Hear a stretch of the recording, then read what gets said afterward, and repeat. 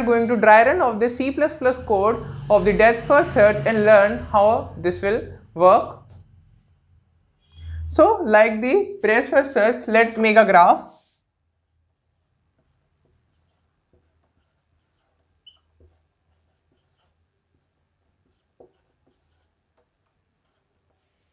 So this is our graph. So again, for representing the graph, we have to make the adjacency list. For the topic of the adjacency list, you can refer to my previous video. And in this function, what we are doing, we are taking the adjacency list of the graph and the number of vertices of the graph. So here the number of vertices are 5 in this graph. After that, like the breadth first search, what we have to do, we have to make a boolean visited array and give all the values to false to its all the element. So how many vertices are there? So there are 5 vertices. So we have to represent all the values equals to false.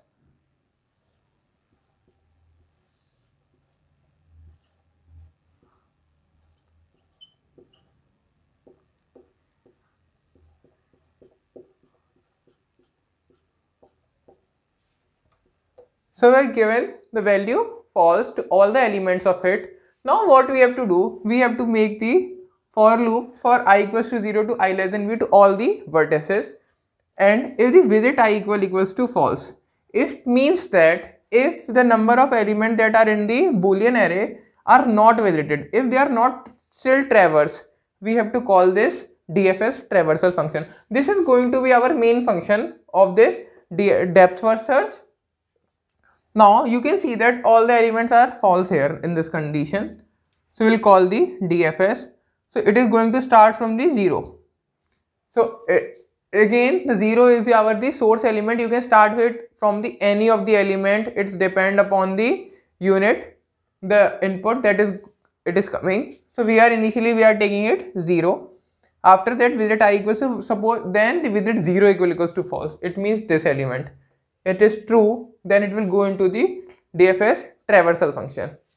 The DFS traversal function is taking our adjacency list. This is the source element. As I represented in my breadth first search video, source element can be any element. You can take it the 0, 1. So initially we are taking it 0 from here, so because we are passing I equals to 0. Then our number of vertices and visit. You do not have to pass number of vertices over there, but it's okay, no problem. After that, we have to pass after passing, what we have to do, we will simply give the source value equals to true. What we will do, so our source element is 0 now, we will provide it true here, and all the elements remain false. And we have to print our source element. The output is going to be 0 after this step. Now, like the breadth first search, what we are doing, we are putting all the elements into the queue, all the adjacency elements that are not visited into a queue. But in the depth first search, what we have to do, we have to simply recursively call all the adjacency elements that are not visited. So what are the adjacency elements of the 0? So here you can see the source element is 0 now. So we will call all its adjacent, and we are checking that it is visited or not. So simply you can see the adjacents of 0 are 1 and 2. But 1 and 2 we will check now that they are visited or not. So you can see that they are false here. So they are not visited. So what we have to do, we will make visit I equals to true here, and now we will again run the depth first search traversal function. So after that visit I equals to false, what we will do, it will go for 1.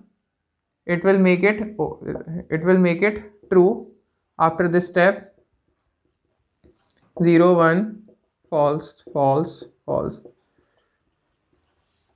It will make the visit I equals to true, and the depth first search is again run for the value true, value 1. Now it will run for value 1, and now the source value of the 1 become true. Oh, you do not have to call it here, because we are calling it again source for here equals to true, because it will not create any issue if we call it here also, but we are calling it here now. Will it s equals to true?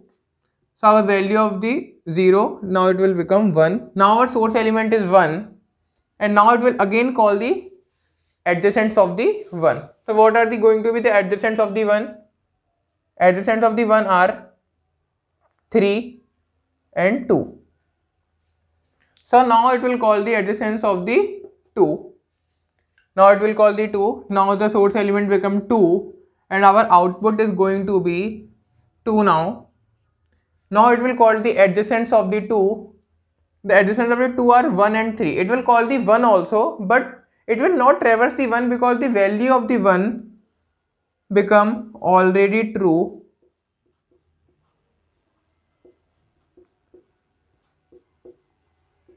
The value of the 1 is already 2, so it will not call the 1 again. That's why it will only traverse to the 3, and for the 3 it will only traverse for the 4. So this is how our output will be generated for the depth first search by this all the steps. So now